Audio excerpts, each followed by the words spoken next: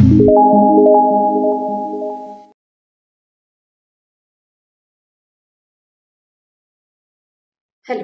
I am doctor Mohini चिखलंडे.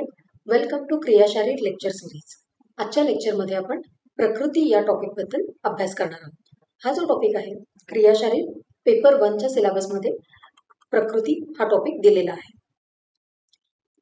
University एक्झाममध्ये या टॉपिकवर MCQ, SAQ आणि LAQ अशा तीनही प्रकारचे प्रश्न विचारले जाणार आहेत. त्यामुळे टॉपिक अत्यंत महत्त्वाचा आहे. किंवा असं म्हणू शकता की क्रियाशारीर हा जो विषय आहे त्याचा बेस जसे त्रिदोष आहेत, सप्तधातू आहेत, त्रिमल आहेत, त्याच पद्धतीने प्रकृती हा देखील क्रियाशारीर या विषयाचा एक इम्पॉर्टंट टॉपिक आहे. तर आजच्या लेक्चरमध्ये आपण प्रकृतीविषयी जे बेसिक कॉन्सेप्ट आहे, प्रकृती म्हणजे काय, प्रकृतीचे प्रकार काय आहेत, म्हणजे एक्झॅक्टली प्रकृतीची निर्मिती कशी होते, या सगळ्या गोष्टींविषयी आज आपण डिस्कस करणार आहोत. तर प्रकृतीची व्युत्पत्ती काय, म्हणजे एक्झॅक्टली प्रकृती कशाला म्हणायचे, तर जन्म मरणांतराल भाविनी अविकारणी दोष स्थिती प्रकृती ही, म्हणजे त्याला प्रकृती म्हणायचं. कशाला? जन्म मरणांतराल भाविनी, म्हणजे जन्मापासून मृत्यूपर्यंत, म्हणजे सिन्स बर्थ टू डेथ, जन्मापासून मृत्यूपर्यंत जे काही दोष आहेत, त्रिदोष, वात, पित्त आणि कफ, हे जे तीनही दोष आहेत यांचं न बदलणारं शरीरातलं जे प्रमाण आहे त्याला आपण प्रकृती म्हणणार आहोत. म्हणजे जन्मापासून मृत्यूपर्यंत दोषांचं शरीरातील न बदलणारं प्रमाण किंवा त्यांचं प्रपोर्शन, हे याला आपण प्रकृती म्हणणार आहोत. अजून एक रेफरन्स आहे प्रकृती संदर्भात, दोषानुशयिता ही येषाम देह प्रकृती उच्यते. म्हणजेच अनुशय म्हणजे काय, तर संबंध किंवा एक रिलेशन. तर प्रकृती कशाला म्हणणार आहोत किंवा देह प्रकृती आपण कशाला म्हणणार आहोत, तर गर्भधारणेपासून म्हणजेच जन्मापासून देह म्हणजे शरीरासोबत दोषांचा जो काही संबंध आहे, जे काही रिलेशन आहे शरीर आणि दोषांचं जन्मापासून किंवा गर्भधारणेपासून, त्याला प्रकृती असं म्हटलं जातं. तर हे दोनही जे रेफरन्सेस आहेत ते इम्पॉर्टंट आहे. पुढे आहे प्रकृतीची निरुक्ती काय आहे. तर व्युत्पत्ती आणि निरुक्तीमध्ये फरक काय आहे, तर व्युत्पत्ती म्हणजे प्रकृती हा शब्द कसा तयार झाला, आणि निरुक्ती म्हणजे त्याचे एक्झॅक्टली काय मिनिंग आहे, आणि व्याख्या म्हणजे त्याचं इलॅबोरेटिव्ह डिस्क्रिप्शन. तर निरुक्ती काय आहे प्रकृतीची, प्रकृती ही शरीर स्वरूप. हा रेफरन्स कुणाचा आहे, तर अष्टांगहृदय किंवा वाग्भट संहितेवर अरुण दत्त नावाच्या टीकाकारांनी जी टीका लिहिली आहे त्याच्यामध्ये प्रकृतीची निरुक्ती सांगितलेली आहे. प्रकृती ही शरीर स्वरूप, म्हणजेच काय, शरीराचं स्वरूप. म्हणजे एखाद्या व्यक्तीच्या आवडीनिवडी काय आहे, त्याला काय आवडतं, काय नाही आवडत, त्याची उंची कशी आहे, त्याचा स्वभाव कसा आहे, हे जे एक युनिक कॅरेक्टर आहे किंवा ही जी इंडिव्हिज्युअलिटी आहे त्यालाच प्रकृती असं म्हटलं जातं. त्यामुळे प्रकृती ही शरीर स्वरूप, म्हणजे एखाद्या कोणत्याही व्यक्तीचं जी काही आवड निवड आहे, त्याचे हावभाव जे आहे, त्याचा जो काही स्वभाव आहे, ह्या ज्या काही युनिक कॅरेक्टर्स आहेत, त्याची जी काही एक इंडिव्हिज्युअलिटी आहे, वेगळेपण जे आहे, त्याला आपण प्रकृती असं म्हणणार आहोत. पुढे प्रकृतीची व्याख्या. तर हा रेफरन्स इम्पॉर्टंट आहे. हा बऱ्याचदा MCQ साठी विचारला जाऊ शकतो हा श्लोक, किंवा AIPGET सारखे जे PG एंट्रन्स एक्झाम आहे अशा एक्झाम्समध्ये देखील अशा व्याख्या विचारल्या जातात. रेफरन्स आहे सुश्रुत संहिता शारीरस्थान 4. काय आहे प्रकृतीची व्याख्या, शुक्र शोणित संयोगे यो भवेत दोष उत्कटाः प्रकृती ही जायते तेन तस्यामे लक्षणं शृणु.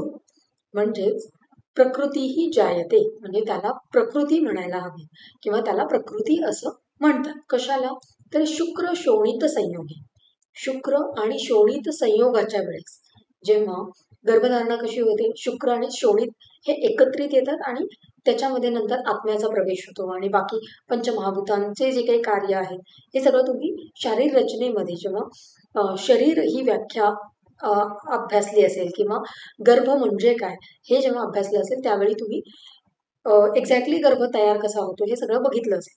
तर त्याच संदर्भात जेव्हा गर्भ तयार होतो किंवा कोणतीही गोष्ट काय म्हणू शकतो आपण, एक जीव फॉर्मेशन किंवा एक काहीतरी निर्माण होणार आहे, तेव्हा काय होणार आहे तर शुक्र आणि शोणित, म्हणजे शुक्र आणि शोणित यांच्या संयोगाच्या वेळेस शरीरामध्ये जो कोणता दोष उत्कट अवस्थेत आहे, उत्कट म्हणजे ज्या दोषाचं प्रमाण शरीरामध्ये जास्त आहे त्याला प्रकृती म्हणायची, किंवा त्या दोषाची प्रकृती त्या गर्भाची होणार आहे.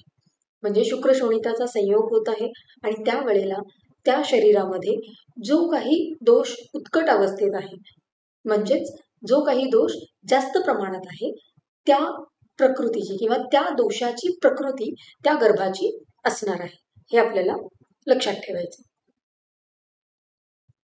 सॉरी, तर हे रेफरन्स किंवा हा श्लोक आपल्याला पाठ करायचा. शुक्र शोणित संयोगे यो भवेत दोष उत्कटाः प्रकृती जायते तेन तस्या मे लक्षणम श्रुम. म्हणजे शुक्र शोणित संयोगाच्या वेळेस शरीरामध्ये जो कोणता दोष उत्कट अवस्थेत आहे, जो कोणता दोष अत्यधिक प्रमाणात आहे, त्याच दोषाची प्रकृती त्या गर्भाची होणार आहे, हे आपल्याला लक्षात ठेवायचं.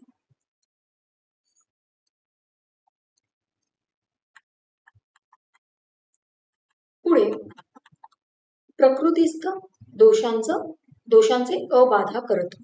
म्हणजे हे जे काही दोष आहेत, वातदोष, पित्तदोष, कफदोष, ऑलरेडी यांचा आपण अभ्यास केलेला आहे.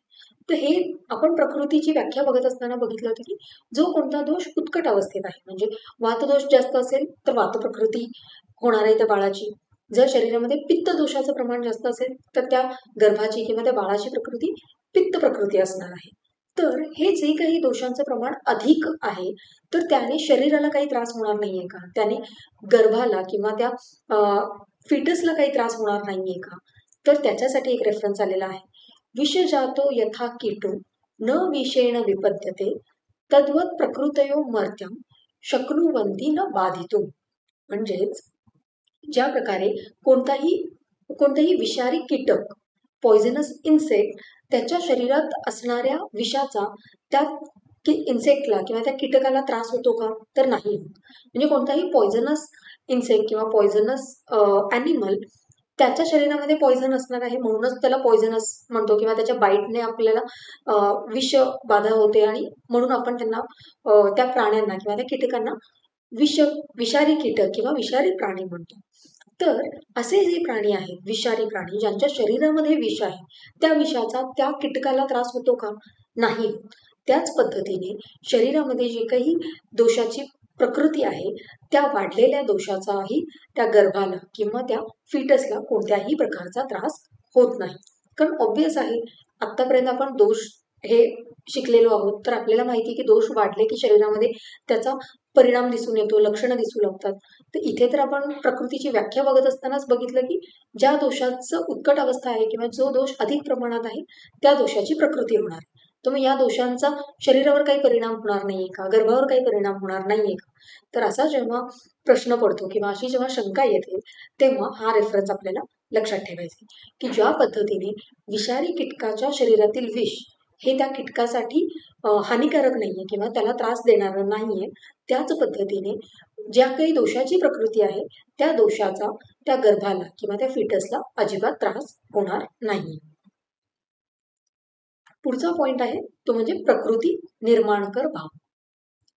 असे कोणते कोणते फॅक्टर्स आहेत जे प्रकृती निर्मितीमध्ये कार्यरत असतात किंवा प्रकृती निर्मितीमध्ये त्यांचा रोल आहे. तर रेफरन्स आहे अष्टांग हृदय संहिता शारीरस्थान अध्याय 3. शुक्र असृक गर्भिणी भोज्य चेष्टा गर्भाशय ऋतुषु या स्यात् दोषो अधिकस्तेन प्रकृतीही सप्तदा उदिता. म्हणजेच काय सांगितलेले आहे, 4 फॅक्टर्स इथे सांगितलेले आहेत. कोणते कोणते? शुक्र असृक म्हणजेच शुक्र आणि शोणिताचं आरोग्य, म्हणजे शुक्र प्राकृत असायला हवं, शोणित प्राकृत असायला हवं, म्हणजे स्पर्म आणि ओवम हे प्राकृत असायला हवे, त्यांच्यामध्ये कोणतीही ॲबनॉर्मॅलिटी असायला नाही पाहिजे. तर हे सगळ्यात महत्त्वाचं एक पहिला फॅक्टर आहे, तो म्हणजे शुक्र आणि शोणिताचं आरोग्य. जर शुक्र प्राकृत असेल, शोणित प्राकृत असेल, तरच गर्भाची निर्मिती होणार आहे आणि त्याच्यातूनच प्रकृतीची निर्मिती होणार आहे. दुसरा फॅक्टर आहे गर्भिणी भोज्य. भोज्य म्हणजे आहार. तर गर्भिणीचा आहार, जी काही प्रेग्नंट लेडी आहे ती कोणत्या प्रकारचा आहार सेवन करत आहे, कशा प्रकारे ती सगळं डाएट फॉलो करत आहे. जर एखाद्या गर्भिणीने वृक्ष, लघु, एकदम काय म्हणू शकतो आपण की शीत पदार्थांचं अति प्रमाणात सेवन केलं तर डेफिनेटली त्या मातेला वात प्रकृतीचंच बाळ जन्माला येणार आहे. कारण हे जे आहार घेणार आहोत त्या आहाराचे जे काही गुण आहेत त्याच गुणांचा दोषावर परिणाम होणार आहे आणि त्या प्रकारचे दोष शरीरामध्ये तयार होऊन त्या प्रकारची प्रकृती तयार होणार आहे. एखाद्या गर्भिणीने किंवा प्रेग्नंट लेडीने जर उष्ण, तीक्ष्ण असे पदार्थांचं सेवन केलं तर पित्त प्रकृती तयार होणार आहे, त्या गर्भाची पित्त प्रकृती होणार आहे. किंवा एखाद्या गर्भिणीने गुरु आहार, स्निग्ध आहार म्हणजे कंटिन्युअसली दुग्धजन्य पदार्थ किंवा जे काही स्वीट डिश आहेत, डेझर्ट्स आहेत यांचं अति प्रमाणात सेवन करणं असं जर करत राहिले किंवा अति जास्त तेल, तूप या पदार्थांचं जर जास्त कंटिन्युअसली सेवन केलं त्या गर्भिणीने तर गर्भिणीला कफ प्रकृतीचा बालक जन्माला येणार आहे. त्यामुळे गर्भिणीचा आहार हा देखील एक इम्पॉर्टंट फॅक्टर आहे प्रकृती निर्मितीमध्ये. तिसरा फॅक्टर आहे तो म्हणजे गर्भिणी चेष्टा. चेष्टा म्हणजेच विहार किंवा कर्म.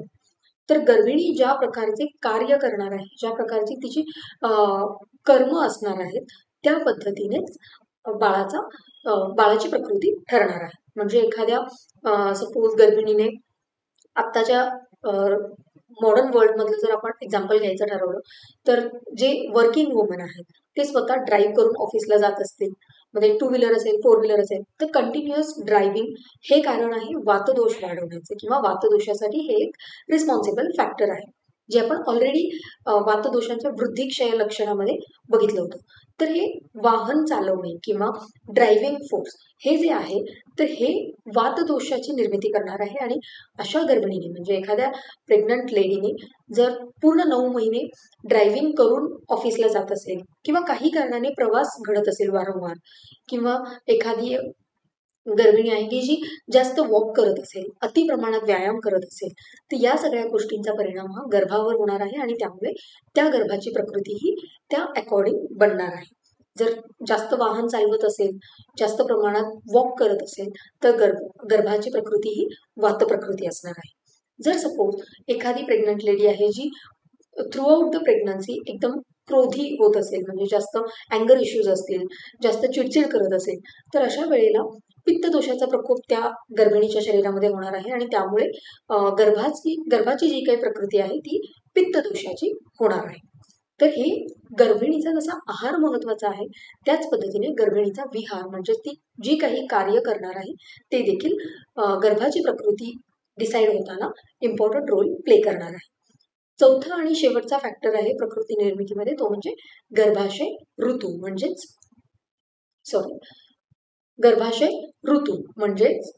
गर्भाशय काल किंवा गर्भाशय स्थिती.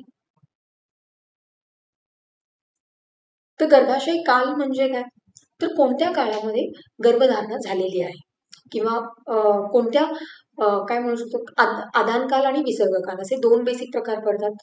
जे 6 ऋतू आहेत त्यातले 3 ऋतू हे आदान कालामध्ये येतात, 3 ऋतू हे विसर्ग कालामध्ये येतात.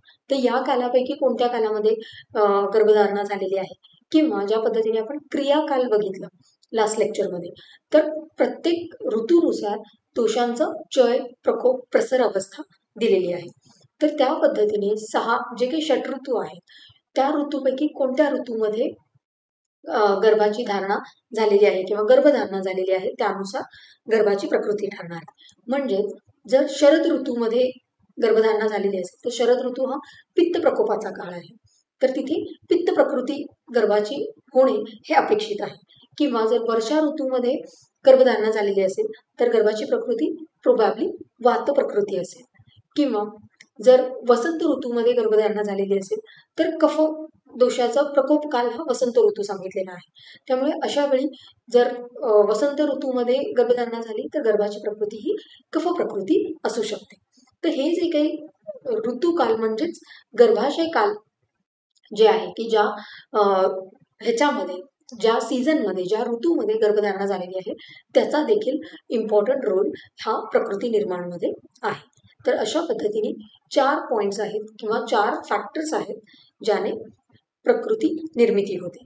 तर गर्भाशय स्थिती देखील एक इम्पॉर्टंट आहे की ॲनाटॉमिकल पोझिशन काय आहे, युटेरसची पोझिशन काय आहे, नॉर्मल आहे, प्राकृत असेल तर त्याचा देखील प्रकृती निर्मितीमध्ये रोल असणार आहे. तर अशा पद्धतीने प्रकृती निर्माणकर भाव जे आहेत ते 4 आहेत. शुक्र शोणिताचं आरोग्य, गर्भिणीचा आहार, गर्भिणीचा विहार आणि गर्भाशय काळ. तर हे जे 4 फॅक्टर्स आहेत हे प्रकृती निर्मितीसाठी इम्पॉर्टंट रोल प्ले करतात. पुढचा पॉइंट आहे प्रकृती भेद. किती प्रकारची प्रकृती असते? आपण आतापर्यंत बघत आहोत की प्रकृती कशी तयार होते, निरुक्ती काय आहे, व्युत्पत्ती काय आहे, किंवा कोणते कोणते फॅक्टर्स रिस्पॉन्सिबल आहेत प्रकृती निर्मितीमध्ये. तर हे सगळं झाल्यानंतर आता आपल्याला बघायचं आहे की प्रकृती भेद म्हणजे किती प्रकारच्या प्रकृती आहेत. तर बेसिक प्रकृतीचे 3 प्रकार सांगितलेले आहेत. देह प्रकृती, मानस प्रकृती आणि जात्यादी प्रकृती. देह प्रकृती म्हणजेच शारीरिक प्रकृती, जे दोषांसंदर्भात असणार आहे, जे आपण आता बघितले की वातदोष, पित्तदोष, कफदोष. शरीरामध्ये जे काही चालणार आहे, बॉडीली जे काही कंपोजिशन आहे त्याला आपण देह प्रकृती किंवा शारीरिक प्रकृती म्हणणार आहोत. मानस प्रकृती म्हणजे काय? ऑब्व्हियस आहे, मनाशी संदर्भात असणार आहे. तर मनासाठी जे त्रिगुण सांगितलेले आहेत, सत्व, रज, तम, तर यापैकी कोणत्या गुणाचा प्रभाव जास्त आहे किंवा कोणत्या गुणाचं आधिक्य आहे त्याच्यानुसार देखील मनाच्या प्रकृती आहेत. त्यालाच आपण मानस प्रकृती किंवा गुणमयी प्रकृती म्हणतो. गुणमयी प्रकृती का? तर त्रिगुण आहेत, सत्व, रज, तम. त्यामुळे या गुणांचा कोणत्या गुणाचं आधिक्य आहे त्याच्यानुसार प्रकृती ठरते. त्यामुळे मानस प्रकृतीलाच गुणमयी प्रकृती असं देखील म्हटलं जातं. आणि तिसरा प्रकृतीचा प्रकार आहे तो म्हणजे जात्यादी प्रकृती. जे जाती, कुल, देश याच्यानुसार म्हणजे कोणत्या जातीत जन्मला आहे, कोणत्या कुळात जन्मलेला आहे याच्यानुसार देखील प्रकृती निर्मितीमध्ये व्हेरिएशन्स होतात. त्यामुळे असे बेसिक 3 प्रकार प्रकृतीचे सांगितलेले आहेत. देह प्रकृती, मानस प्रकृती आणि जात्यादी प्रकृती. तर देह प्रकृतीला शारीरिक प्रकृती म्हटलं जातं, मानस प्रकृतीला गुणमयी प्रकृती म्हटलं जातं आणि जात्यादी प्रकृती. तर देह प्रकृती जे आहे म्हणजे शारीरिक प्रकृती, त्याचे परत 2 प्रकार पडतात, दोषज प्रकृती आणि पांचभौतिक प्रकृती. दोषज म्हणजे वातदोष, पित्तदोष आणि कफदोष. या तिन्ही पैकी कोणता दोष अधिक प्रमाणात शरीरामध्ये आहे त्याच्यानुसार दोषज प्रकृती ठरणार आहे. आणि पांचभौतिक प्रकृती म्हणजे जी काही पंचमहाभूत आहेत त्यापैकी कोणत्या महाभूताचं आधिक्य शरीरामध्ये आहे त्याच्यानुसार पांचभौतिक प्रकृती या तयार होतात. तर ह्या प्रत्येक प्रकृतीबद्दल आपण detail discussion through out the lectures करणारच आहोत. पण इथे आपल्याला बेसिक एवढं लक्षात ठेवायचं की प्रकृतीचे भेद बेसिक 3 आहेत. देह प्रकृती, मानस प्रकृती आणि जात्यादी प्रकृती. देह प्रकृतीचेच परत 2 प्रकार पडतात, दोषज प्रकृती आणि पांचभौतिक प्रकृती. आता जे देह प्रकृती आणि मानस प्रकृती आहेत याचे खूप जास्त प्रकार आहेत. म्हणजे देह प्रकृतीचं परत एक इलॅबोरेटिव्ह डिस्क्रिप्शन आहे. मानस प्रकृतीचे देखील सात्विक, राजस, तामसिक यानुसार परत प्रकार पडतात. तर हे आपण पुढच्या लेक्चर्समध्ये बघणार आहोत. तिसरा जो प्रकार आहे प्रकृतीचा तो म्हणजे जात्यादी प्रकृती. तर हे जे प्रकार आहे याबद्दल आता आपण डिस्कशन करणार आहोत. जात्यादी प्रकृतीचे किती प्रकार आहेत? तर तत्र प्रकृती ही जाती प्रसक्ताच, कुलप्रसक्ताच, देशानुपातिनीच, कालानुपातिनीच, वयानुपातिनीच, प्रत्यात्मनियताच इति. जात्यादी का म्हटलेलं आहे?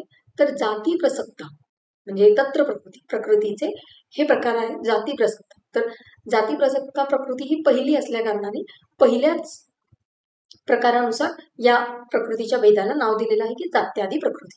जसं आपण बऱ्याचदा बघतो की चरक संहितेमध्ये देखील असं आहे की पहिला जो अध्यायाचा पहिला जो शब्द आहे त्याच्यानुसार अध्यायाला नाव दिलेलं आहे. जसं की अपमार्ग तंडुलीय, तर अपमार्ग हा शब्द पहिला असल्या कारणाने किंवा आरगवदीय, आरगवद हा शब्द त्या अध्यायाचा पहिला शब्द असल्या कारणाने असे त्या अध्यायाला नाव दिलेलं आहे. त्याच पद्धतीने इथे जाती प्रसक्ता प्रकृतीचा हा पहिला भेद सांगितलेला आहे. त्यामुळे जात्यादी प्रकृती असं या एक तिसऱ्या प्रकाराला म्हटलेलं आहे. तर जात्यादी प्रकृतीचे हे प्रकार आहेत. आता आपण एक एक प्रकाराबद्दल डिस्कस करूया. जाती प्रसक्ता प्रकृती म्हणजे काय? तर कोणत्या जातीमध्ये त्या व्यक्तीचा जन्म झालेला आहे. जर ब्राह्मण जातीमध्ये जन्म झालेला असेल तर ऑब्व्हियसली त्या व्यक्तीला जास्त गोड खायला आवडत असेल, मधुर रसप्रिय अशी ती व्यक्ती असणार आहे. क्षत्रिय जातीमध्ये जर जन्म झाला असेल तर त्या व्यक्तींना उष्ण तीक्ष्ण असे पदार्थांचं सेवन करण्याची इच्छा असणार आहे. तर कोणत्या जातीमध्ये जन्म झालेला आहे त्याचा देखील प्रकृतीवर परिणाम होणार आहे. पुढचा प्रकार आहे तो म्हणजे कुलप्रसक्ता प्रकृती. म्हणजे कोणत्या कुळामध्ये जन्म झालेला आहे, कोणत्या फॅमिलीमध्ये त्या फॅमिलीचे जीन्स कॅरी फॉरवर्ड होणार आहेत. तर सपोज एखाद्या कुळामध्ये सगळे घरातले लोक उंच असतात, त्यांची हाईट जास्त असते, किंवा काही फॅमिलीजमध्ये अशी हेरिडिटरी एक असतं की प्रत्येक लोक हे बुटके असतात किंवा कृष्णवर्णी असतात, सावळ्या रंगाचे असतात. काही कुळामध्ये अतिशय गौरवर्णी लोक असतात. तर हे जे काही आहे हे कुलप्रसक्ता प्रकृतीमध्ये येतं. म्हणजे त्या त्या कुळामध्ये जन्म घेतल्यानंतर त्या कुळाचे त्या फॅमिलीचे जे काही जीन्स आहेत ते त्या बाळामध्ये आपल्याला बघायला मिळणार आहे. तिसरा प्रकार आहे तो म्हणजे देशानुपाती. म्हणजे देशानुसार कोणत्या देशामध्ये जन्म झालेला आहे त्याच्यानुसार त्या बाळाची प्रकृती बनणार आहे. जसं फॉर एक्झाम्पल आपण देशाचे 3 प्रकार जर आपण आयुर्वेदानुसार बघितले तर जांगल, अनूप आणि साधारण असे 3 प्रकारचे देश आयुर्वेदामध्ये सांगितलेले आहेत. जांगल म्हणजे काय? जिथे कमी झाडं आहेत, कमी पाणी आहे, जिथे वृक्ष वातावरण आहे, तिथे जांगल प्रदेश असा म्हटला जातो. जसं एकदम विदर्भाचा जो काही भाग आहे तो जांगल प्रदेशामध्ये येतो, जिथे वृक्षता जास्त आहे, उष्णता तापमान जास्त आहे, झाडं कमी असतात, पाणी कमी असतं, पाऊस कमी असतो. अशा वातावरणाला किंवा अशा प्रदेशाला जंगल प्रदेश म्हटलं जातं. आणि अनूप प्रदेश म्हणजे जिथे पाणी जास्त आहे, पाऊस जास्त आहे, झाडं जास्त आहेत, तर अशा प्रदेशाला अनूप प्रदेश म्हटला जातो. जो आहे कोकण. म्हणजे महाराष्ट्रातला जर आपण विचार केला तर कोकण हा अनूप प्रदेश आहे. विदर्भाचा जो काही एरिया आहे तो जंगल प्रदेश आहे.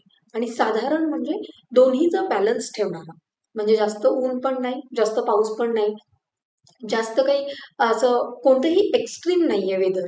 तर या अशा प्रकारच्या प्रदेशाला साधारण देश किंवा साधारण प्रदेश म्हटला जातो. जो पुणे आपण म्हणू शकतो की पुण्याचा जो काही भाग आहे तो साधारण देशामध्ये येतो.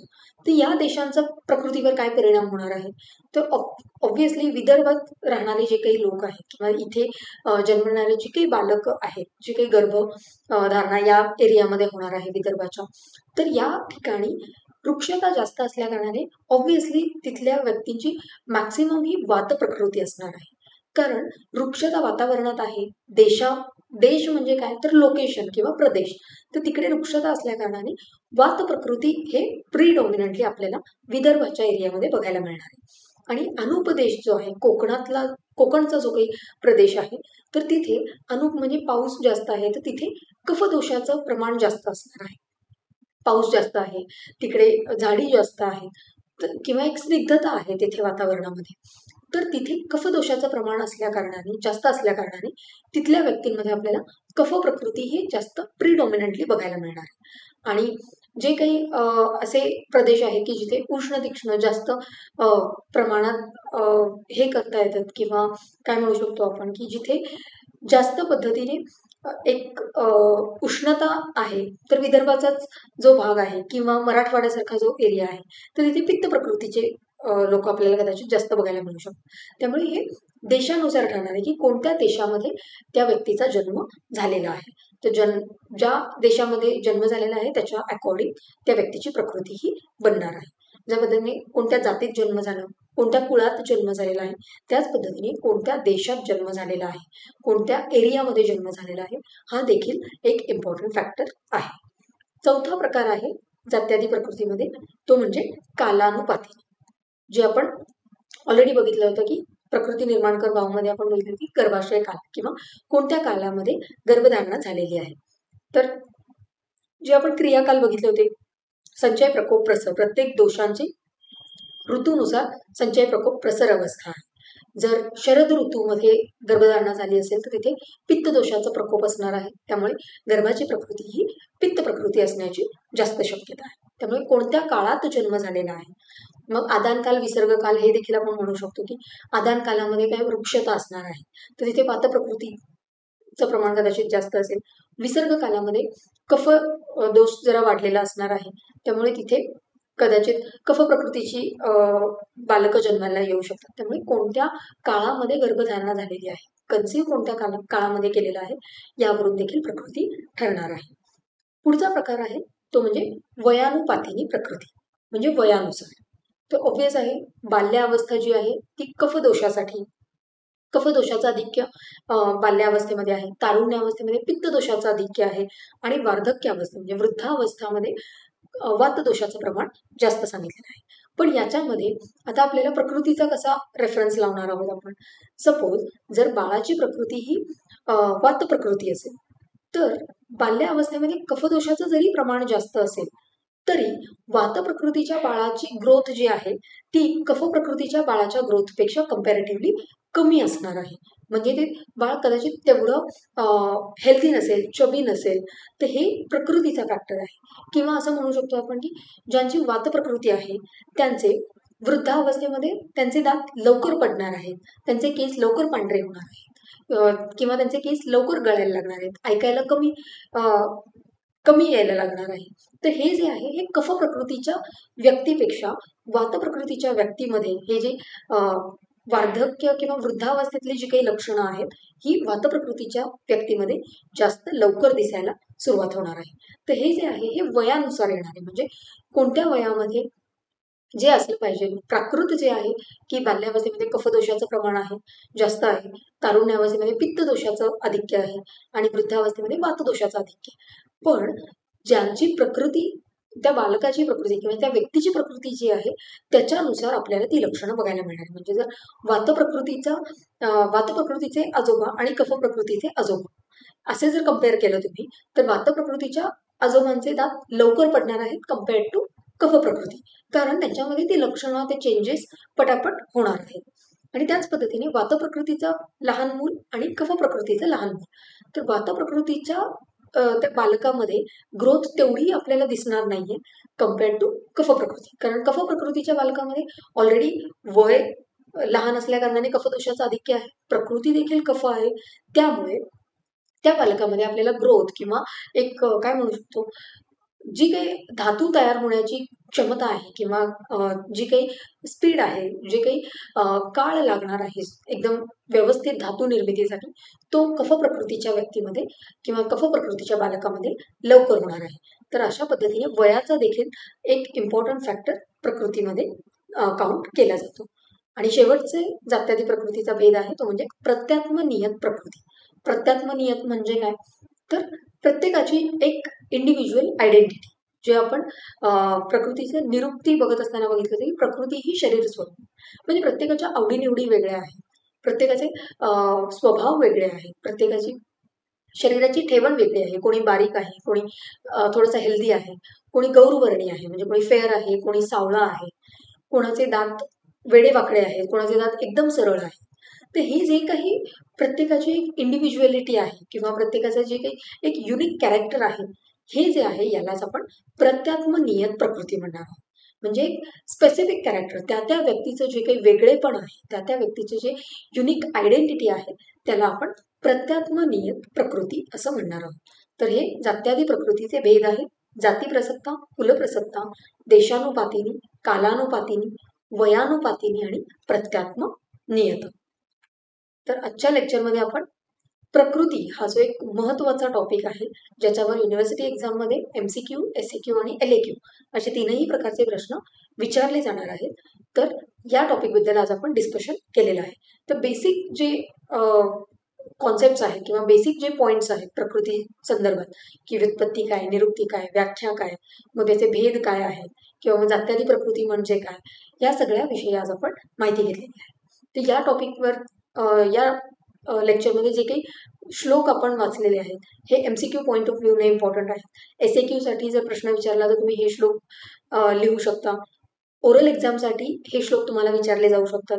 त्यामुळे हे जर श्लोक तुम्हाला पाठ झाले तर उत्तम आहे, म्हणजे शक्यतो पाठ करण्याचा प्रयत्न करा, जेणेकरून तुम्हाला याचा वापर परीक्षेमध्ये किंवा लॉंग टर्ममध्ये तुम्हाला AIPGT सारखी जर एक्झाम द्यायची असेल तर अशा वेळी तुम्हाला या सगळ्या रेफरन्सेसचा उपयोग होणार आहे.